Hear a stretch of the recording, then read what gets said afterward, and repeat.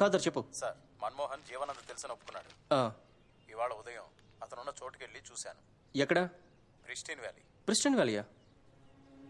Mettupalayam inspector నీ విషయంలో చాలా ఆత్రంగా ఉన్నాడు. నీ జాతకం మొత్తం ఇందులో ఉంది. ఇది తన చేతికిస్తే నమిలేస్తాడు. నేను అక్కడికి వస్తున్నా. సార్.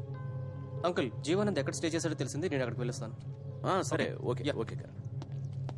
పాపం మంచి మనిషే, కానీ ఏ టైంలో ఎవరికి ఏం జరుగుతుందనేది ఎవరని చెప్పలేం కదా.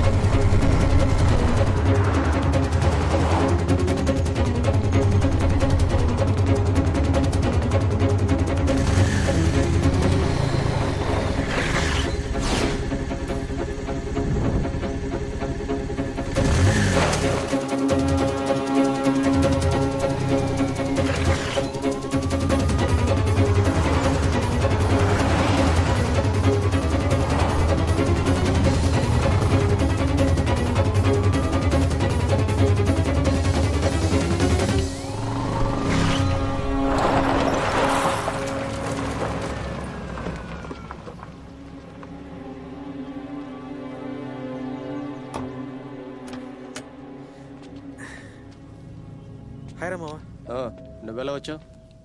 ఇందాక జీవానంద్ ఉన్న చోటు తెలియదని చెప్పు. నువ్వే కదా ఫోన్లో మాట్లాడుతూ ప్రిస్టిన్ వ్యాలీ అన్నావు. అవును, ఇక్కడ నీకేం పని? జీవానందం గారు చాలా ఏళ్ళుగా తెలుసు. నాకెంతో హెల్ప్ చేశారు. మీ అందరినీ కలిపింది కూడా ఆయనే కదా. మీకంటే ఆయన గురించి నాకే బాగా తెలుసు. నేనుంటే హెల్ప్ అవుతానని వచ్చాను. అది మాత్రమేనా, లేదా ఇక్కడ నీకు సంబంధించింది ఏమైనా ఉందా? రే, ఈ హత్య నాకంట కడదాం అనుకుంటున్నావా? ఈ రోజంతా నేను ఇంట్లోనే ఉన్నా. కావాలంటే అమ్మని అడుగు. ఇవాళే జీవనం చనిపడే నీకెలా తెలుసురా? ఏంట్రా పోలీస్ ఆఫీసర్ అయి ఉండి నువ్వు ఇలా? మా నాన్న చెప్పారు కదా ఉదయం జీవానంద్ ఫోన్ చేశారని. నేను రావడం నీకు ఇష్టం లేదనుకుంటా. వెళ్తానులే. చాలా కష్టపడి వచ్చి ఉంటావు. రా.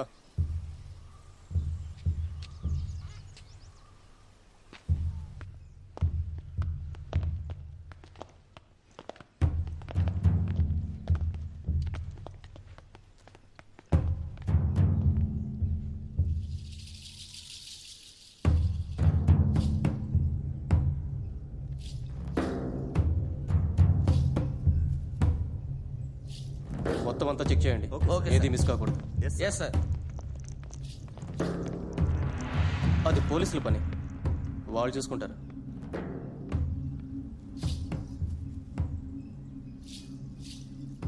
మన్మోహనే చంపేసి ఉంటాడని నమ్ముతున్నావా? నాకేం తెలుసు, నువ్వు నమ్మలేదని మాత్రం తెలుస్తుంది. బట్ ఏం చేయాలి? దొరికిన ఆధారాలన్నీ నీకు వ్యతిరేకంగానే కదా ఉన్నాయి. మన్మోహన్ని ఎంక్వైరీ చేసినప్పుడు జీవానంద్ ఏదో ముఖ్యమైన విషయం గురించి మాట్లాడాలని అతను ఇక్కడికి పిలిచారు. వచ్చినప్పుడు ఇక్కడ ఎవ్వరూ లేరు. నేల మీద ఈ బ్లడ్ని మాత్రమే చూశాడు. ఆ టైంలో బయట ఒక గ్రే కలర్ కారు వెళ్ళడం చూశాడు. దాని నెంబర్, మోడల్ ఏది చూడలేదని చెప్తున్నాడు. సో అతను రావడానికి ముందు ఇక్కడికి ఎవరో వచ్చి వెళ్ళారు.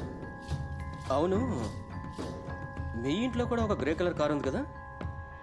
అవునరా, నేనే చంపాను. వాడితో కలిసి చెప్పాడు, నువ్వు నమ్మావు. అప్పుడు ఎందుకు పోలీసులు పట్టుకున్నప్పుడు జీవనం ఎవరో తెలియదు అన్నాడు? భయంలో ఒక్కొక్కరు ఒక్కోలా రియాక్ట్ అవుతారు. సడన్ గా కారు డిక్కీలో డెడ్ బాడీని చూసిన భయంలో తెలియదని చెప్పుంటాడు.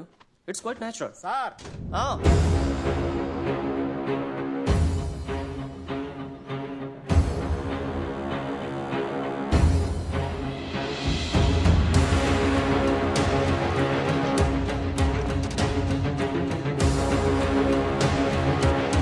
ఏంటి సార్ క్యాష్.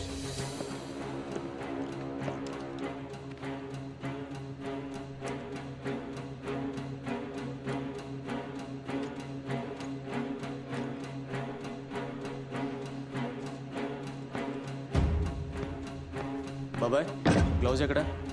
బండిలో ఉంది సార్. తీసుకురండి. Okay sir.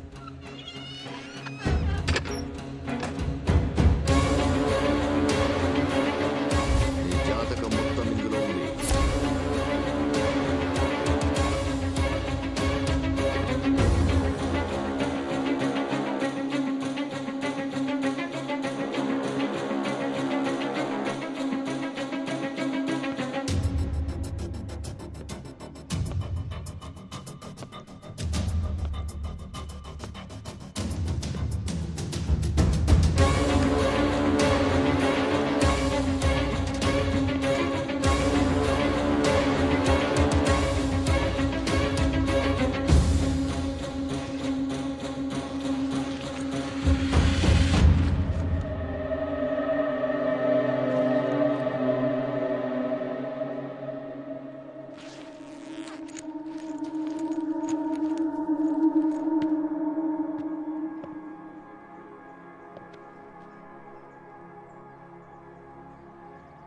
ఆ ఫైల్ ఎక్కడుంది?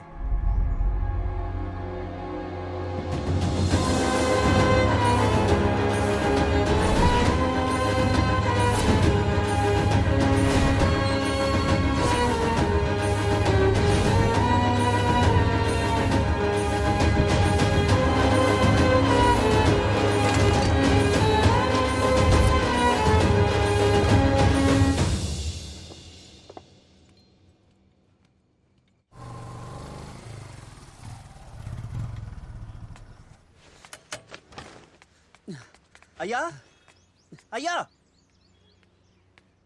ఏంటి సింగరం బాబాయ్? అయ్యగారు లేరమ్మా? ఫోన్ కూడా చేశాం, కలవట్లేదమ్మా. అమ్మ నాన్న మధురై వెళ్తున్నారు, ఫ్లైట్ లో ఉండుంటారు. ఏమైంది అమ్మా అది చెప్పండి బాబాయ్. చెప్పు.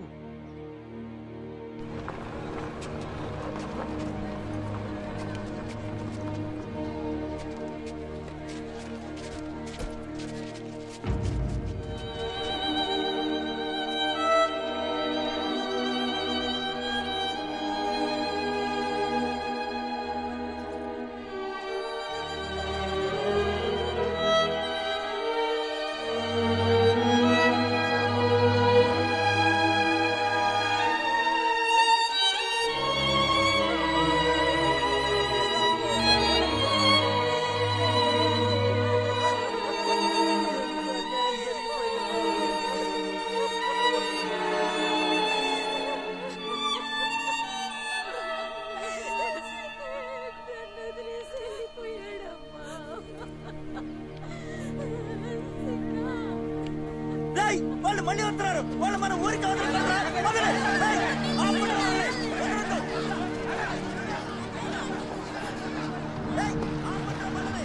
కిందకి తెచ్చండి.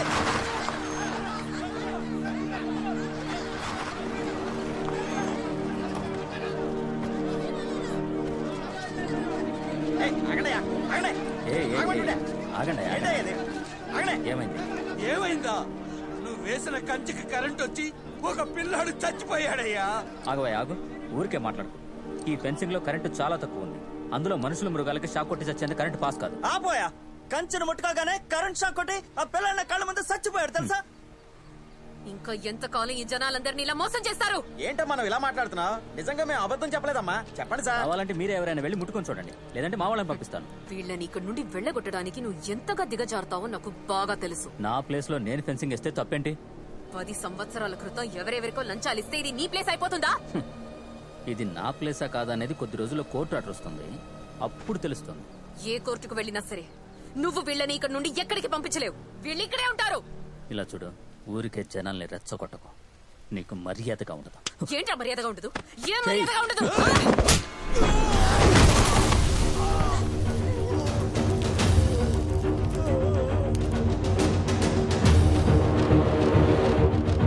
ఎవరి మీద చేయలేపుతున్నావు?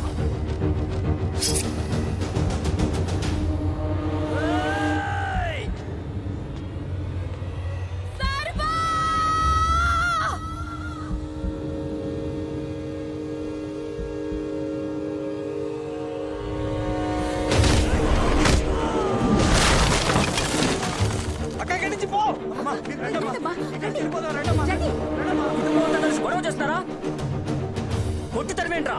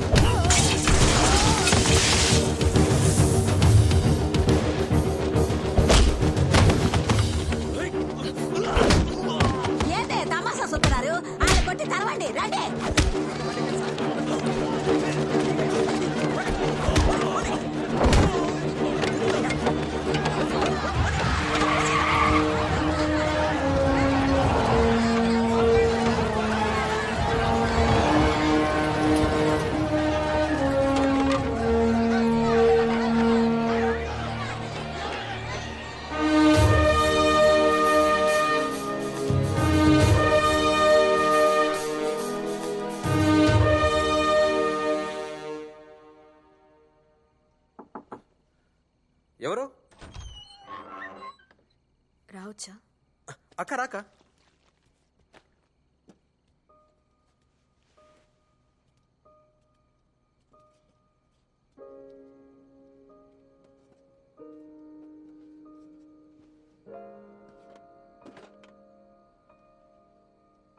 ఏమైందక్క?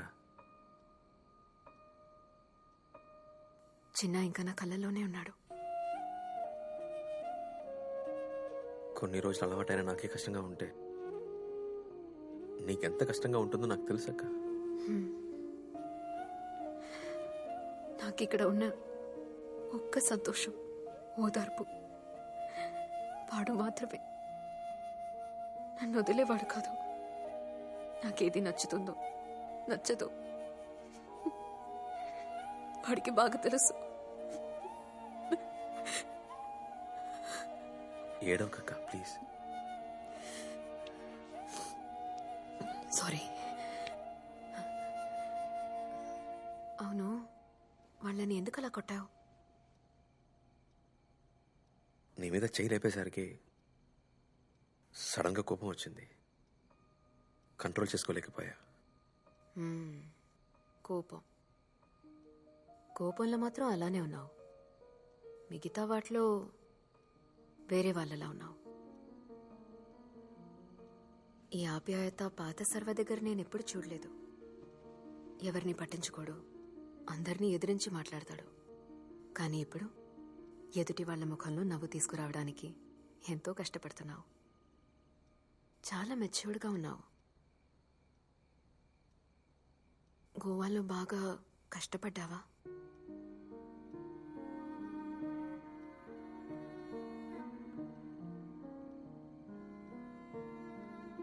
ఎవరు తెలియని ఊళ్ళో అనాథ అయిన వాడికి కష్టానికి సుఖానికి తేడా తెలియదక్క. సడన్గా రాత్రిలో ఆకలిస్తుంది, కానీ చేతిలో డబ్బులుండవు. అమ్మ నాన్న ఉంటే బాగుండనిపిస్తుంది. మనం తిన్నామా లేదా అని అడగడానికి ఇంట్లో ఇద్దరు ఉన్నారన్న నమ్మకం ఉంది చూడు, అది చాలక్క. ఆకలిని మేనేజ్ చేయొచ్చు, కానీ ఒంటరితనాన్ని మేనేజ్ చేయడం కష్టం అక్క. డబ్బు ఉంటే ఏదైనా వస్తుందనుకున్నా. డబ్బు కోసం ఏమైనా చేయవచ్చు, ఎవరినైనా మోసం చేయవచ్చు అని అనుకున్నాను. తప్పుల గురించి ఆలోచనే లేదు. ఇక్కడ చూస్తే నేను తప్ప మీరందరూ మంచివాళ్లే. నా మీద నాకే అసహ్యం వేస్తుందక్క. చచ్చా, దానంతటికి పరిస్థితులే కారణం. ప్రేమ దేన్నైనా మార్చేస్తుంది సర్వా. నిన్ను మార్చింది, నన్ను మార్చింది.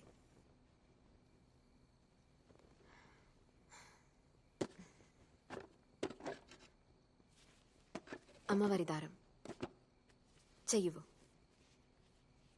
15 సంవత్సరాలుగా ఈ దారాలు దాచిపెడుతూ వచ్చాను. ఇప్పుడు కట్టించుకోవడానికి నువ్వు వచ్చావు. సరే, పడుకో. అలాగే అక్క.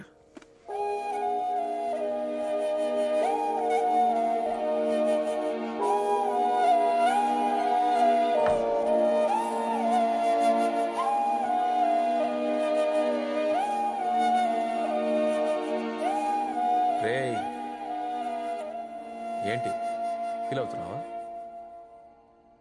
నన్ను అందరూ నమ్మేశారా? ఇప్పుడు ఏం చేస్తావు?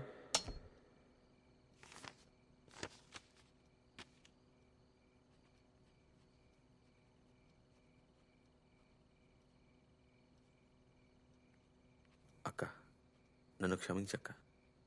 నేను మీ తమ్ముడిని కాదు, డబ్బు కోసం మీ తమ్ముడుగా నటించడానికి వచ్చిన దొంగని. మీరంతా నా మీద చూపిస్తున్న ప్రేమకు నేను అర్హుణ్ణి కాను. ఇక మీదట ఇలా నటించడం నా వల్ల కాదు.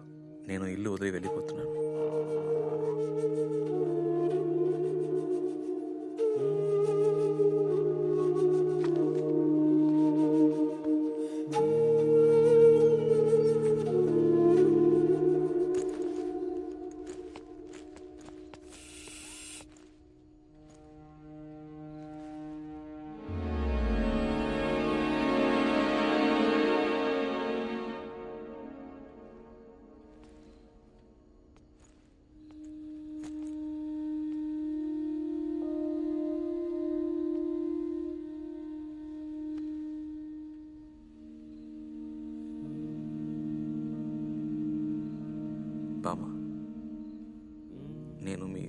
పని కాదని అందరికీ చెప్పాలనుకున్నారు.